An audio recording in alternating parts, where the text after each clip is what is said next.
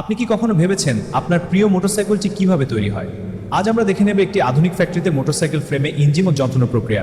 এরপর সম্পূর্ণ মোটরসাইকেলটি পরীক্ষা ও প্যাকেজিং এর জন্য কর। এই বিশাল ফ্যাক্টরির প্রতিটি ধাপে কাজ করছে আধুনিক প্রযুক্তি এবং দক্ষ কর্মীরা, যেখানে একটি সাধারণ ধাতু ধীরে ধীরে রূপ নিচ্ছে একটি শক্তিশালী মোটরসাইকেলে। মোটরসাইকেলের প্রাণ হলো এর ইঞ্জিন। এখানে প্রতিটি অংশ অত্যন্ত নিখুঁতভাবে তৈরি এবং জোড়া লাগানো হয়, যাতে পারফরম্যান্স থাকে সর্বোচ্চ মানের। এখন শুরু হচ্ছে অ্যাসেম্বলি প্রক্রিয়া, যেখানে ধাপে ধাপে ফ্রেম, চাকা, ইঞ্জিন এবং অন্যান্য যন্ত্রাংশ একসাথে যুক্ত করা হয়।